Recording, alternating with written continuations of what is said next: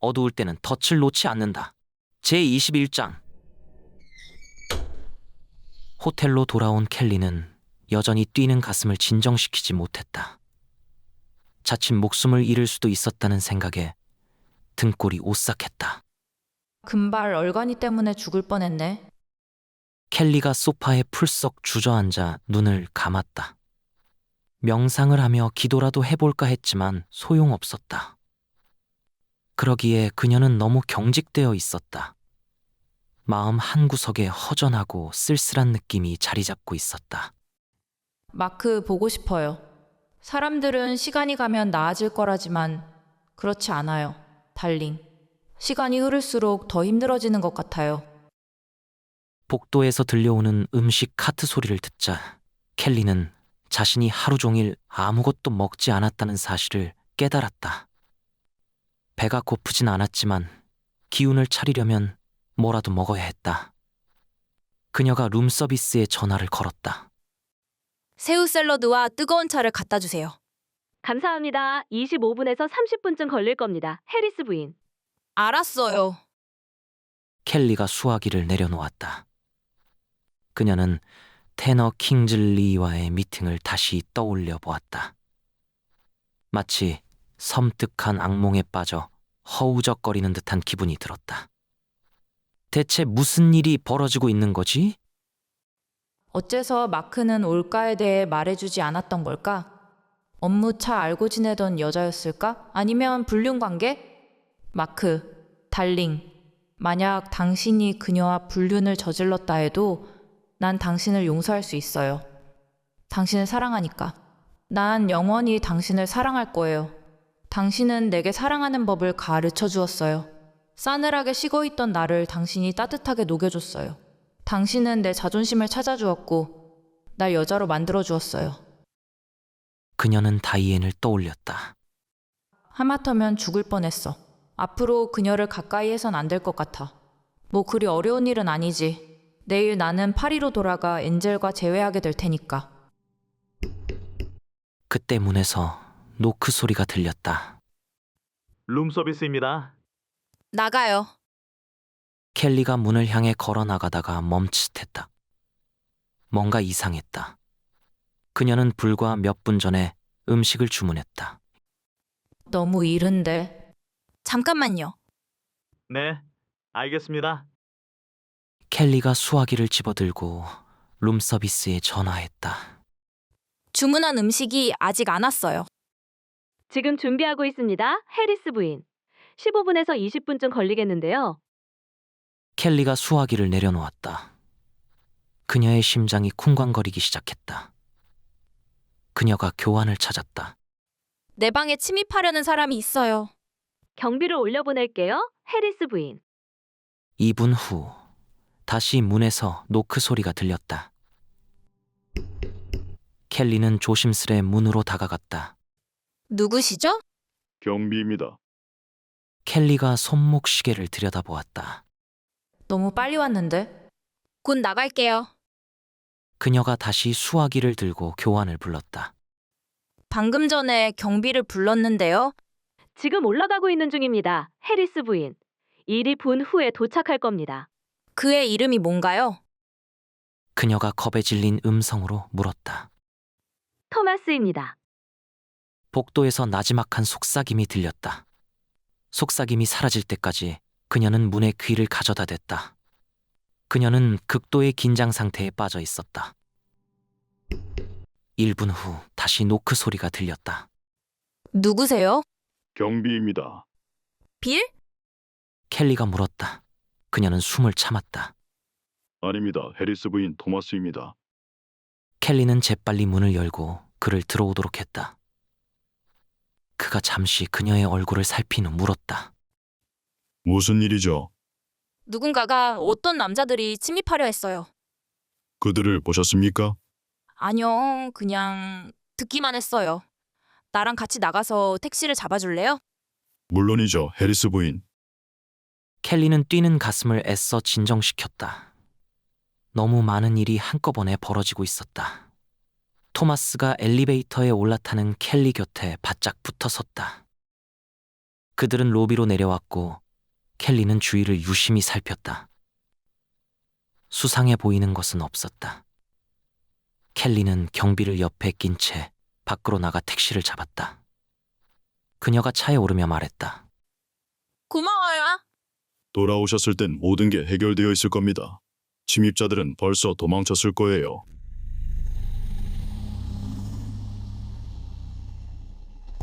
택시에 오른 켈리는 백미러를 들여다보았다. 두 남자가 허둥지둥 달려나와 주차되어 있는 리무진에 올라타고 있었다. 어디로 갈까요? 택시 운전사가 켈리에게 물었다. 리무진이 택시 뒤로 바짝 붙어 섰다. 택시 앞도로 한복판에선 경관 한 명이 교통정리를 하고 있었다. 그냥 앞으로 쭉 가주세요. 알았습니다. 그들이 신호등에 다다르자 켈리가 다급하게 말했다. 신호가 노란불로 바뀔 때까지 천천히 가다가 좌회전해 주세요. 운전사가 백미러로 그녀를 쳐다보았다. 네? 파란불에 지나가지 말고 노란불로 바뀔 때까지 기다리시라고요. 그녀의 말에 그의 표정이 더욱 볼만해졌다. 켈리가 애써 미소 지었다. 내기를 했거든요. 오, 별 이상한 사람을 다 보겠네. 신호등이 파란색에서 노란색으로 바뀌자 켈리가 말했다. 지금이에요. 빨간불로 바뀌려는 순간 택시가 급하게 좌회전을 했다. 그들 뒤의 차들은 교통경관에 의해 가로막혀졌다. 리무진에 타고 있는 남자들의 얼굴이 일그러졌다. 택시가 한 블록을 지나자 켈리가 말했다. 오, 깜빡한 게 있어요. 전 여기서 내려야 해요. 운전사가 차를 연석 앞에 멈춰 세웠고 켈리는 차에서 내려 돈을 건넸다. 받으세요. 운전사는 의료센터 건물 입구로 후다닥 뛰어들어가는 그녀를 지켜보았다. 정신병동에 가려는 모양이군. 다시 파란불이 들어오자 리무진이 무서운 속도로 좌회전에 들어왔다. 택시는 두 블록 앞을 달려나가고 있었고 리무진은 택시를 따라잡기 위해 더욱 속력을 올렸다. 5분 후 켈리는 다른 택시를 잡아타고 그곳을 벗어났다. 다이앤 스티븐스의 아파트에 도착한 그린버그 형사가 말했다. 스티븐스 부인, 부인에게 총을 쏜 사람의 얼굴을 보셨습니까? 다이앤이 고개를 저었다. 아니요. 너무 순식간에 벌어진 일이라서. 누구인지는 몰라도 아주 심각한 문제입니다. 탄도 분석팀이 벽에서 총탄을 뽑아냈습니다. 45구경이었죠. 방탄복을 뚫을 수 있을 만한 총입니다. 부인께선 아주 운이 좋으셨습니다. 그가 잠시 머뭇거리다가 계속 이어나갔다. 보나마나 토니 알티어리가 보냈겠죠? 다이앤이 마른 침을 삼켰다. 당분간은 두 다리 쭉 뻗고 그냥 쉬고 싶습니다. 지고 있는 빚도 잊지 않고 갚아야겠죠? 계속 알아보는 중입니다. 다이앤이 고개를 끄덕였다. 그린버그가 그녀를 한동안 유심히 살폈다. 그들이 가져갔다는 서류 가방 말입니다. 그 안에 뭐가 들어있었는지 아십니까? 잘은 몰라요. 리처드가 들고 출근하던 가방이었어요. 퇴근할 때도 빼놓지 않고 가져왔고요. 언젠가 그의 문서를 들여다본 적이 있었는데 아주 기술적인 내용이 담겨 있었어요. 그린버그가 테이블에 놓인 결혼 반지를 집어들었다. 남편분께서 절대 결혼 반지를 빼지 않으셨다고요? 네, 맞아요. 남편분께서 세상을 뜨시기 전에 평소와 다른 모습을 보이거나 하시진 않았나요? 뭔가에 대해 몹시 불안해했다든지 그런 것 말입니다. 남편분과 보낸 마지막 날에 무슨 대화를 나누었는지 기억하실 수 있겠습니까? 이른 새벽이었다. 그들은 벌거벗은 채로 침대에 누워 있었다. 리처드가 그녀의 허벅지를 살며시 문지르며 말했다. 오늘 밤엔 늦게까지 일하게 될 거야. 하지만 돌아와서 당신과 한두 시간쯤 오붓하게 보내고 싶어. 그녀도 그를 살살 매만지며 대꾸했다. 허풍쟁이. 스티븐스 부인, 다이앤이 정신을 차리고 다시 현실로 돌아왔다. 아니요. 특별히 이상해 보이는 건 없었어요. 이젠 부인의 보호에 대해 대책을 세워야겠네요. 만약 그때 초인종이 울렸다. 누가 오기로 되어 있었나요? 아니요. 그린버그가 고개를 끄덕였다. 제가 가보죠. 그가 현관으로 다가가 문을 열었다. 불쑥 들어선 켈리는 그를 지나쳐 거실로 들어왔다. 켈리가 다이앤 앞으로 바짝 다가갔다. 얘기를 좀 해야겠어요. 다이앤이 깜짝 놀라며 그녀를 쳐다보았다. 파리로 간다고 했잖아요. 다시 돌아왔어요. 그린버그가 끼어들었다. 이쪽은 얼그린버그 형사예요. 이쪽은 켈리 해리스. 켈리가 그린버그를 돌아보았다. 누군가가 내 호텔방에 침입하려 했어요, 형사님. 호텔 경비에게 알렸습니까? 네, 그들은 돌아갔어요. 경비가 로비까지 데려다 줬어요. 그들이 누구였을지 짐작하는 사람 없습니까? 없어요. 누군가가 침입하려 했다고 하셨죠?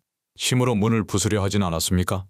아니요, 그들은 그냥 복도에 서 있었어요. 룸 서비스로 가장한 채로요. 룸 서비스를 주문하셨나요? 네, 혹시 아침에 있었던 일 때문에 과잉 반응 보이는 건 아닌가요? 다이앤이 묻자 켈리가 그녀를 매섭게 쏘아보았다. 내가 말했잖아요. 당신 일엔 관여하고 싶지 않다고요.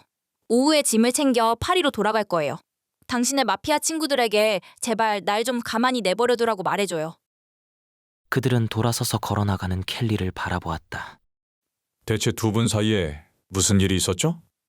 그녀 남편도 피살됐어요. 리처드와 같은 회사에 근무했었죠. 킹즐리 인터내셔널 그룹.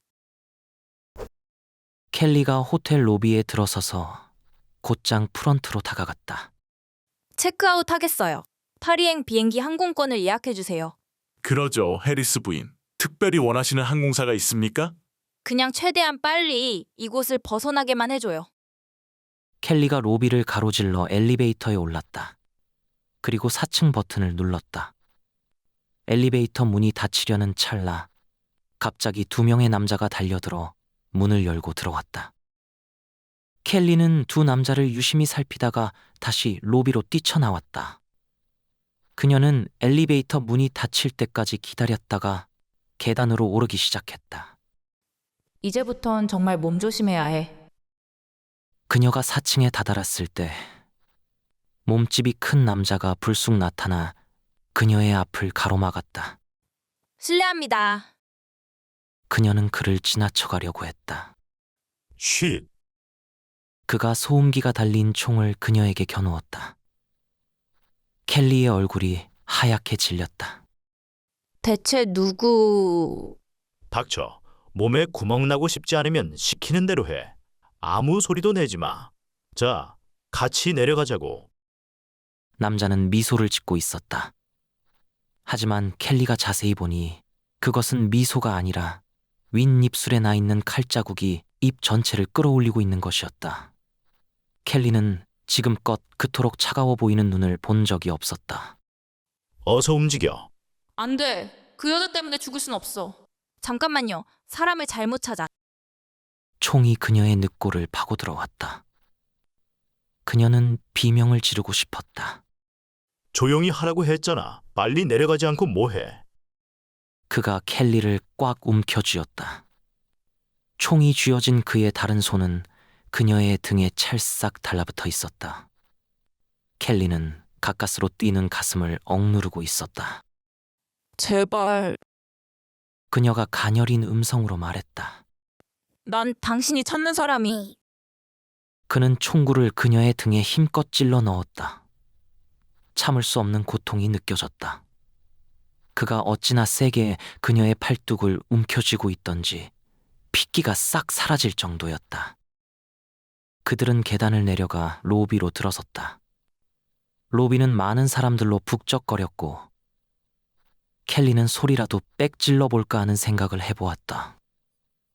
그녀의 생각을 읽기라도 한 듯 남자가 말했다. 꿈도 꾸지 마.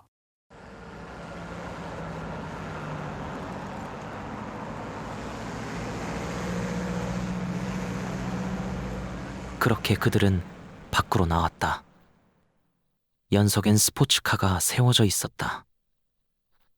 저만치 앞에선 경관이 한 운전자에게 주차권을 끊고 있었다. 남자가 켈리를 스포츠카 뒷문으로 끌고 갔다. 타. 켈리가 경관을 흘끔 바라보았다. 알았어요. 그녀가 크고 화난 음성으로 대꾸했다. 탈게요. 하지만 이것만은 알아두세요. 당신이 원하는 걸 해주면 추가로 $100를 더 내야 한다고요. 그렇게 역겨운 짓을 어떻게 하라고 그러는 거예요? 경관이 그들을 돌아보았다. 덩치 큰 남자가 켈리를 쏘아보았다. 대체 지금 무슨 꿍꿍이로? 돈을 못 내겠다면 관둬요. 싸구려 인간 같으니라고. 켈리가 경관을 향해 잽싸게 걸어갔다. 남자가 휘둥그레진 눈으로 그녀를 지켜보았다. 그의 입술엔 미소가 머금어져 있었지만 그의 눈은 바짝 긴장하고 있었다. 켈리가 그를 가리켰다. 저 변태 자식이 자꾸 치근거려요. 경관이 괴한에게로 다가갔다. 켈리는 세워져 있는 택시에 잽싸게 올라탔다. 남자가 스포츠카에 올라타려는 순간 경관이 그를 불렀다.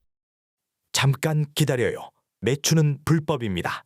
그게 아니라 난 신분증 좀 보여주시죠. 성함이 어떻게 되십니까?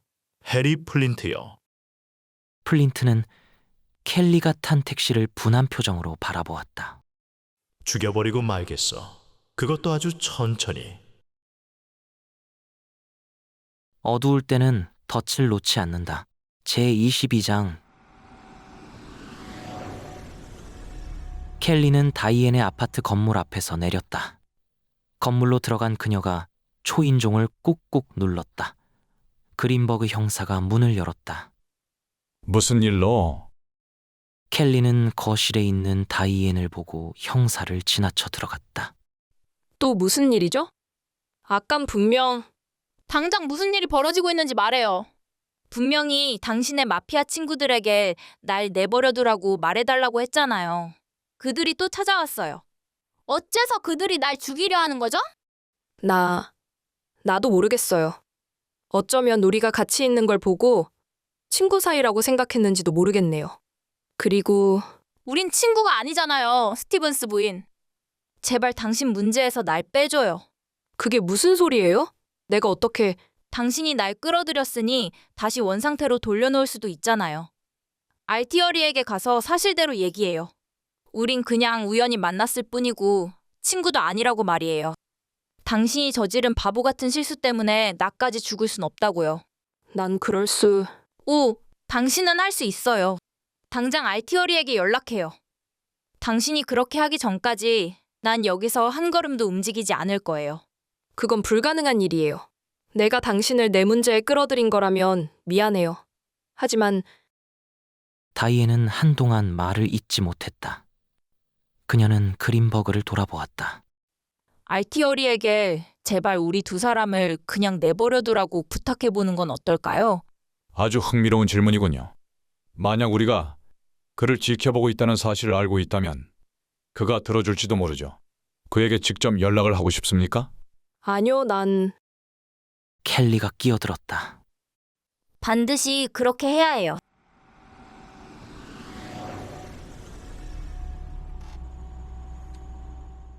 앤터니 알티어리는 뉴저지주 헌터든 카운티에 자리한 돌로 지은 식민지 저택에 살고 있었다. 2만 평에 달하는 엄청난 규모의 저택은 막다른 골목 끝에 세워져 있었다. 저택은 높은 철제 울타리로 둘러져 있었다. 그늘을 짓는 나무들과 연못, 그리고 화려한 정원이 저택 주변을 돋보이게 했다. 정문 안쪽에 자리한 부스엔 경비가 앉아 있었다. 그린버그, 켈리, 그리고 다이앤이 탄 차가 다가오자 경비가 자리에서 일어났다. 그가 그린버그를 알아보았다. 어서 오세요, 부서장님. 안녕하세요, 오시죠. 알티어리 씨를 뵈러 왔습니다. 영장을 가지고 오셨나요? 그런 방문은 아닙니다. 개인적인 일로 온 겁니다. 경비가 두 여자를 흘끔 내려다보았다. 잠시만 기다리세요. 그가 다시 부스 안으로 들어갔다. 몇 분 후 그가 나와 문을 열어주었다. 들어오세요. 고맙습니다. 그린버그가 차를 몰아 정문 안으로 들어갔다. 세 사람이 차에서 내리자 두 번째 경비가 나타났다. 절 따라오십시오. 경비는 골동품, 현대식 가구, 그리고 프랑스제 가구가 조화를 이루고 있는 널찍한 거실로 그들을 안내했다. 후텁지근한 날이었지만 커다란 돌 벽난로엔 장작이 활활 타고 있었다. 세 사람이 경비를 따라 어두컴컴한 침실로 들어갔다. 앤터니 알티어리는 침대에 누워 있었고 그 옆으론 인공호흡 장치가 놓여 있었다. 그는 창백했고 수척했으며 얼마 전 법정에 출두했을 때보다 많이 늙은 것 같았다. 침대 맡엔 신부와 간호사가 서 있었다. 알티어리가 다이앤, 켈리, 그린버그를 차례로 돌아보았다. 그리고 시선을 다시 다이앤에게로 돌렸다. 그가 입을 열자 귀에 거슬리는 쉰 목소리가 새어나왔다. 여긴 왜 온 거지? 알티어리 씨, 해리스 부인과 절 그냥 내버려둬 달라는 부탁을 드리러 왔어요. 부하들을 걷어들여 주세요. 제 남편이 죽은 것으로 충분하다고 생각하지. 알티어리가 다이앤의 말을 끊었다. 그게 무슨 소리야?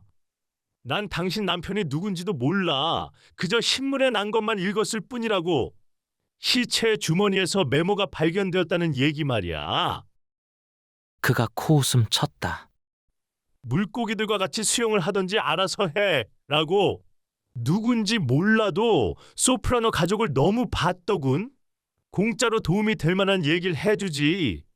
그 메모는 이탈리아인이 쓴 게 아니야.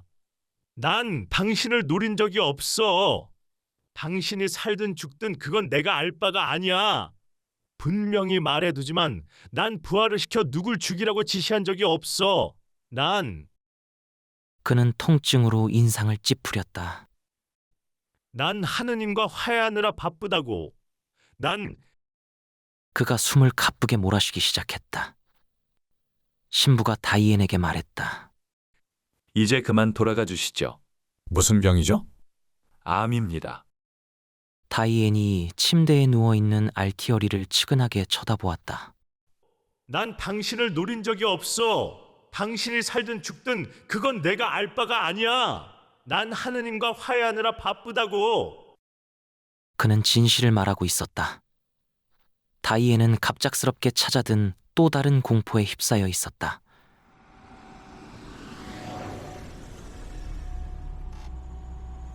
알티어리의 저택을 빠져나와 차를 몰아나가는 그린버그 형사의 얼굴엔 근심이 가득했다. 제 생각엔 알티어리가 진실을 말한 것 같아요. 켈리가 내키지 않는 듯한 얼굴로 고개를 끄덕였다. 나도 그렇게 생각해요. 죽음을 앞두고 있는 사람이 거짓을 말할 리가 없잖아요. 어째서 누군가가 당신들을 노리고 있는 걸까요? 그야 모르죠. 만약 알티어리의 소행이 아니라면 다이앤이 고개를 저었다. 정말 모르겠어요. 켈리가 마른 침을 삼키며 말했다. 나도 모르겠어요. 그린버그 형사가 다이앤과 켈리를 이끌고 다이앤의 아파트로 들어갔다. 본격적으로 수사를 시작해야겠습니다. 이것은 안전할 겁니다. 15분 후에 순찰차가 도착할 거예요. 그리고 앞으로 24시간 아파트 건물을 물 셀 틈 없이 지킬 겁니다. 그때까진 뭐든 걸리겠죠. 제 도움이 필요하시면 언제든 전화 주시고요. 그리고 그는 아파트를 나섰다. 다이앤과 켈리는 한동안 서로의 얼굴을 쳐다보았다. 두 사람 사이에 어색한 침묵이 흘렀다. 차 마실래요? 켈리가 성마르게 대답했다. 커피로 할게요. 다이앤이 짜증을 내며 잠시 그녀를 쳐다보다가 한숨을 내쉬었다. 알았어요. 다이앤이 주방에 들어가 커피를 준비하기 시작했다. 켈리는 거실을 서성이며 벽에 걸려있는 그림을 하나씩 들여다보았다. 다이앤이 주방에서 나왔을 때 켈리는 다이앤의 작품 하나를 유심히 들여다보고 있었다. 스티븐스 부인. 그녀가 다이앤을 향해 몸을 틀었다. 이걸 그렸어요? 다이앤이 고개를 끄덕였다. 네. 켈리가 여전히 거만하게 말했다. 예쁘네요. 다이앤의 입술이 굳게 다물어졌다. 오, 예술에 대해서도 많이 아는 모양이죠? 많이 아는 건 아니에요. 스티븐스 부인. 누굴 좋아하나요? 그랜마 모제스? 그녀의 작품도 흥미롭죠. 또 어떤 유치한 화가를 좋아하죠? 켈리가 다이앤을 매섭게 쏘아보았다. 솔직히 말해서 난 곡선으로 이루어진 추상적인 작품이 좋아요. 물론 예외는 있지만요. 예를 들면 티티안의 로빈의 비너스 같은 작품들. 사선을 그리며 뻗는 그녀만의 스타일은 정말 놀라울 따름이죠. 그리고 주방에서 커피가 여과되는 소리가 들려왔다. 커피가 준비됐어요. 다이앤이 퉁명스럽게 말했다. 그들은 말없이 식탁에 마주 앉았다. 커피는 벌써 싸늘하게 식어 있었다. 다이앤이 먼저 입을 열었다. 어째서 누군가 우릴 죽이려 하는지 모르겠어요? 네, 켈리가 잠시 침묵을 지키다가 말했다. 당신과 내가 가진 공통점이라곤 남편이 KIG에 다녔다는 것뿐이에요. 어쩌면 그들은 극비 프로젝트에 매달리고 있었는지도 몰라요. 그리고 남편을 죽인 사람들은 우리도 그 프로젝트에 대해 알고 있다고 믿는 것 같아요. 다이앤의 안색이 창백해졌다. 맞아요. 그들은 어찌할 바를 모른 채 서로의 얼굴을 쳐다볼 뿐이었다. 테너는 사무실에 앉아 다이앤의 아파트에서 벌어지고 있는 상황을 텔레비전 세트로 지켜보고 있었다. 그의 수석 경비원이 그의 옆에 우뚝 서 있었다. 당신과 내가 가진 공통점이라곤 남편들이 같은 직장에 다녔다는 것뿐이에요. 어쩌면 그들은 극비 프로젝트에 매달리고 있었는지도 몰라요. 그리고 남편을 죽인 사람들은 우리도 그 프로젝트에 대해 알고 있다고 믿는 것 같아요. 맞아요. 스티븐스의 아파트엔 최첨단 감시 장비가 설치되어 있었다. 테너가 파트너에게 장담했던 그대로였다. 아파트의 모든 방엔 몰래 카메라가 설치되어 있었다. 인터넷상으로 확인할 수 있는 카메라는 단추 크기로 책들 틈에 감춰져 있었고 구부러진 광학 섬유전선은 문 밑에 깔려 있었으며 무선 액자 카메라도 동원되었다. 다락엔 6개의 카메라와 연결된 노트북 컴퓨터만한 비디오 서버가 설치되어 있었고 서버엔 무선 모뎀이 장착되어 셀 방식으로 화면을 전송시키도록 해두었다. 테너가 몸을 앞으로 숙이고 화면을 유심히 들여다보았다. 다이앤이 말했다. 남편들이 어떤 프로젝트에 매달리고 있었는지 알아내야 해요. 맞아요. 하지만 우리에겐 도움이 필요해요. 누구에게 도움을 요청하죠? 테너 킹즐리 씨에게 전화를 해보는 건 어때요? 그가 우릴 도와줄 거예요. 그리고 사건의 배후에 누가 있는지 밝혀내줄 거예요. 빨리 전화해봐요. 여기서 하루 묵어요. 여긴 안전하니까. 밖에 순찰차가 세워져 있잖아요. 그녀가 창가로 다가가 커튼을 살짝 걷어보았다. 순찰차는 보이지 않았다. 한동안 밖을 내다보던 그녀의 등골이 오싹해졌다. 이상하네요. 순찰차가 와 있어야 하는데. 전화를 한번 걸어봐야겠어요. 다이앤이 손가방에서 그린버그의 명함을 꺼내들었다. 그리고 그에게 전화를 걸었다. 그린버그 형사님 좀 부탁합니다. 그녀가 잠시 수화기에 귀를 기울였다. 정말입니까? 알겠습니다. 그럼 프레지처 형사님과 통화할 순 있나요? 다시 짧은 침묵이 흘렀다. 네, 고맙습니다. 다이앤이 천천히 수화기를 내려놓았다. 켈리가 다이앤을 쳐다보았다. 뭐래요? 그린버그와 프레지처 형사는 다른 관할구로 옮겨가셨대요. 다이앤의 말을 듣고 켈리는 당황스러워했다. 이런 우연의 일치가 있다니. 뭔가가 떠올랐어요. 그게 뭔데요? 그린버그 형사가 내게 이런 질문을 한 적이 있었어요. 혹시 리처드가 근래 들어 이상한 모습을 보이진 않았는지. 그때 미처 말하지 못한 게 있어요. 리처드는 누군가를 만나러 워싱턴에 가야 한다고 했었어요. 가끔 내가 따라갈 때도 있었지만 그때만큼은 그이가 혼자 다녀오겠다고 하는 바람에. 그 말에 켈리가 깜짝 놀랐다. 이상한데요? 마크도 혼자 워싱턴에 다녀오겠다고 했어요. 대체 무슨 일 때문이었는지 우리가 밝혀내야 해요. 켈리가 창가로 다가가 커튼을 걷어보았다. 순찰차가 아직도 보이지 않네요. 그녀가 다이앤을 돌아보았다. 여길 벗어나는 게 좋겠어요. 그래요. 차이나타운에 가면 만다린이라는 변두리 호텔이 있어요. 우리가 그곳에 가 있는지 아무도 모를 거예요. 모텔에 도착해서 킹즐리 씨에게 연락해봐요. 차이나타운에 가면 만다린이라는 변두리 호텔이 있어요. 우리가 그곳에 가 있는지 아무도 모를 거예요. 모텔에 도착해서 킹즐리 씨에게 연락해봐요. 테너가 일그러진 미소를 짓고 있는 수석 경비원 해리 플린트를 돌아보며 말했다. 둘 다 죽여버려. 어두울 때는 덫을 놓지 않는다. 제23장. 해리 플린트가 두 여자를 깨끗이 처리할 거야. 테너가 만족스러운 표정을 지었다. 플린트는 한 번도 그를 실망시킨 적이 없었다. 플린트가 어떻게 자신의 인생에 들어오게 되었는지를 떠올릴 때마다 테너는 웃음이 나왔다. 몇 년 전 한없이 착하기만 한 그의 형 앤드류가 갓 출감한 죄수들을 위한 사회복귀 시설을 운영한 적이 있었다. 앤드류는 그들에게 직접 일자리를 찾아주는 수고를 마다하지 않았다. 테너에겐 전과자들을 위한 좀 더 실용적인 계획이 있었다. 왜냐하면 세상에 전과자만한 것은 없다고 믿었기 때문이었다. 그는 가까운 소식통을 통해 갓 출소한 죄수들에 대한 정보를 모아두었고 그중 마음에 드는 이가 보이면 사회복귀 시설을 나와 곧장 자신을 위해 일할 수 있도록 했다. 그들은 테너의 예민한 개인 문제를 위해 투입되었다. 그는 빈스 카발로라는 전과자에게 KIG에서 일할 수 있는 기회를 주었다.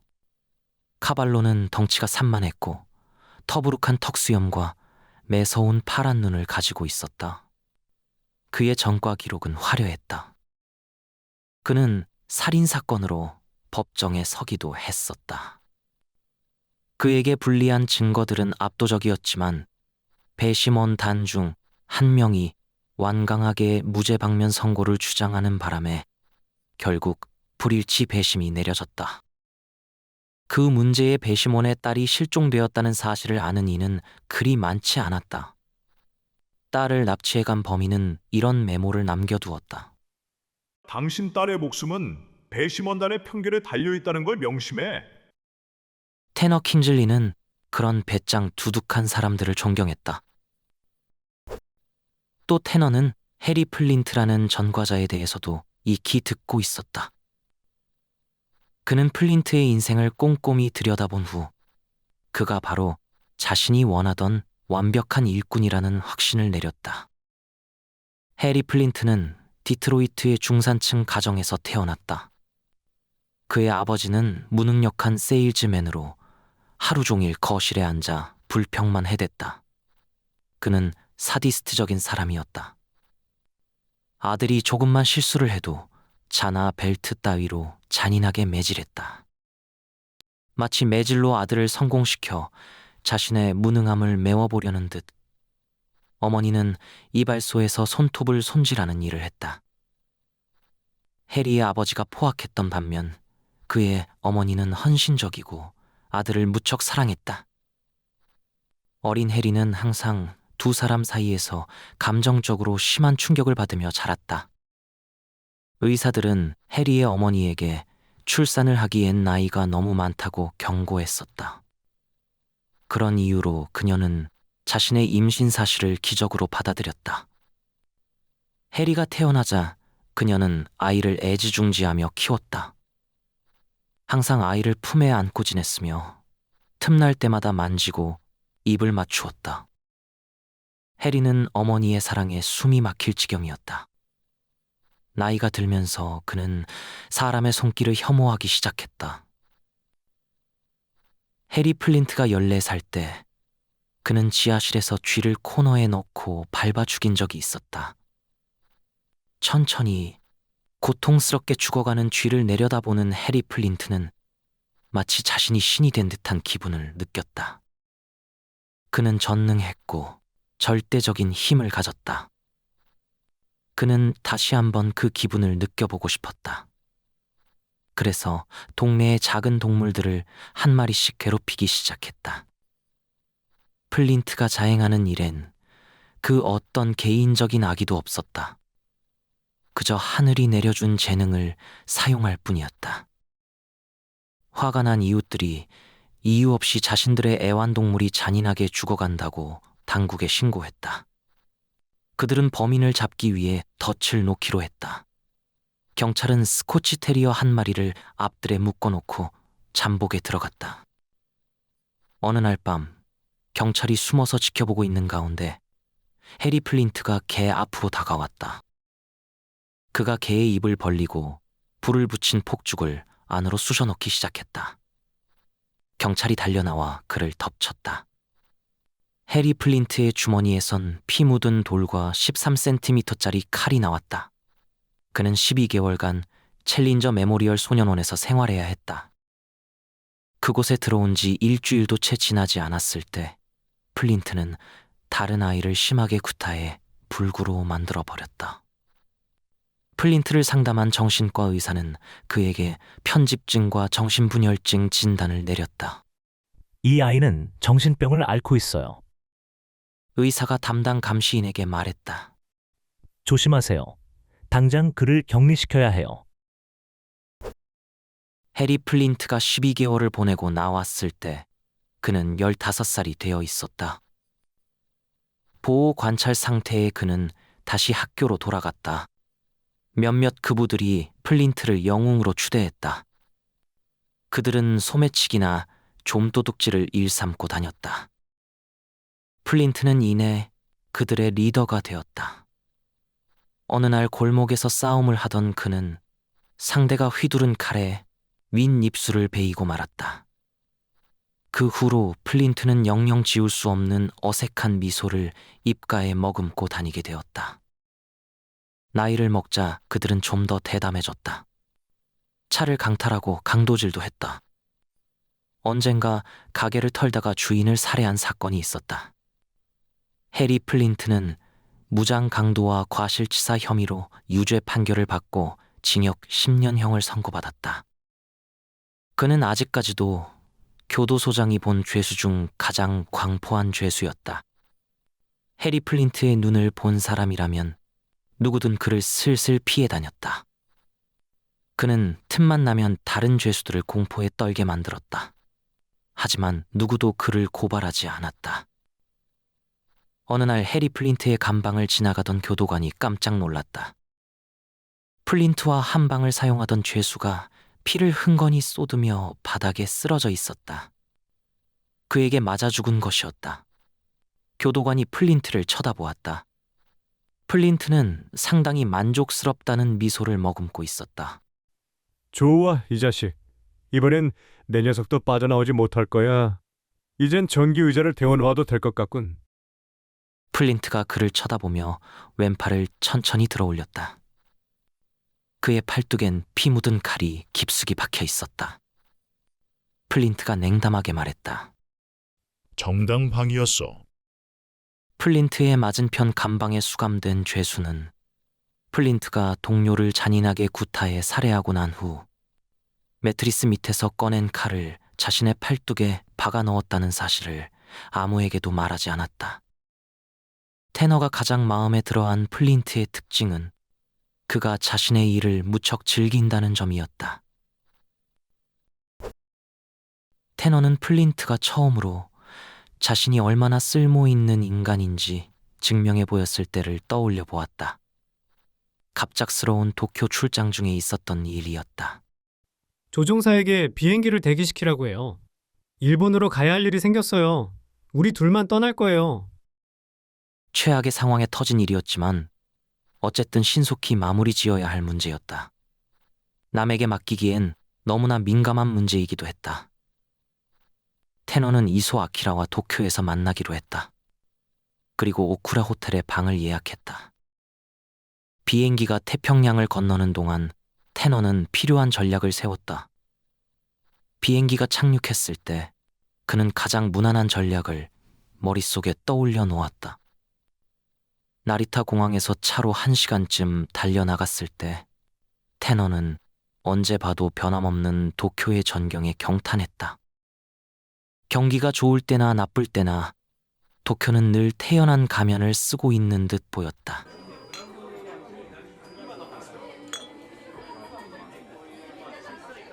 이소 아키라는 후미키 마시모 레스토랑에서 그를 기다리고 있었다.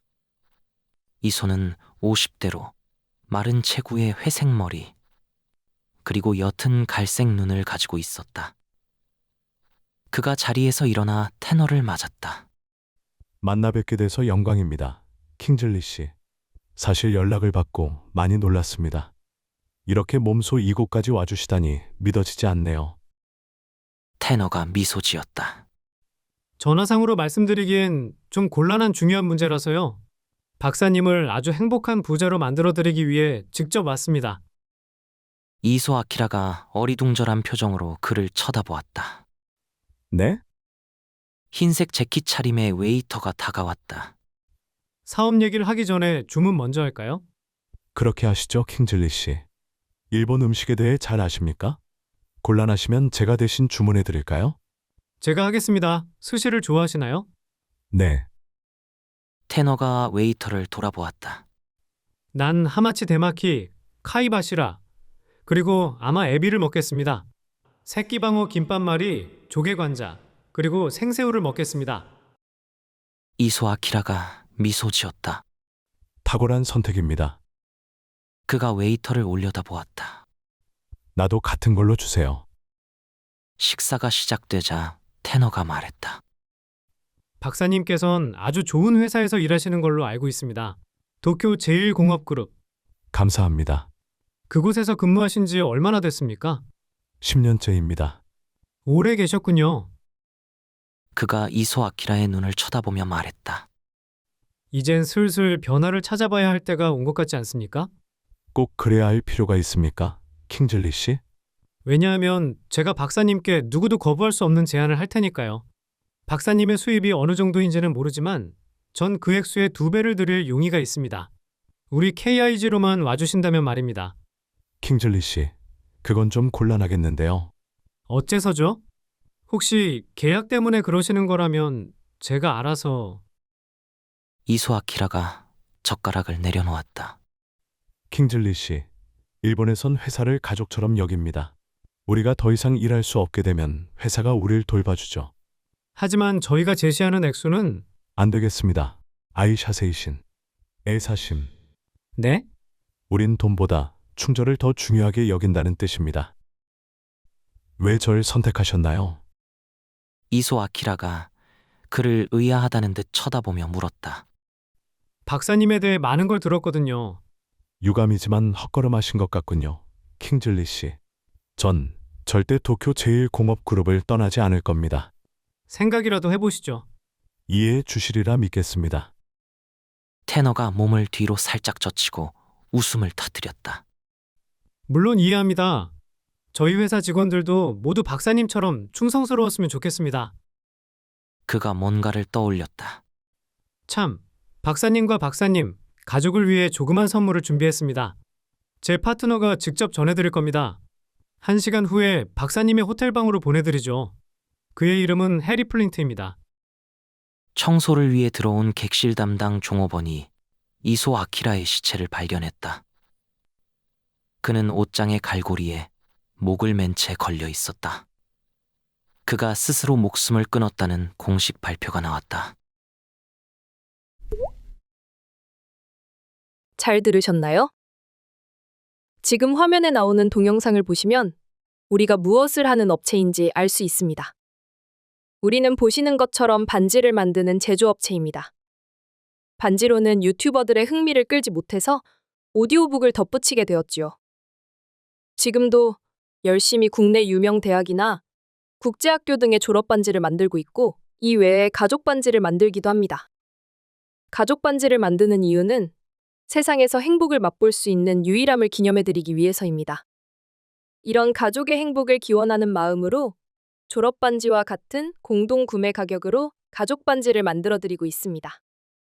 좀 더 자세한 내용은 더보기에서 참고 링크를 클릭하시면 다양한 맞춤의 예를 보실 수 있습니다. 감사합니다.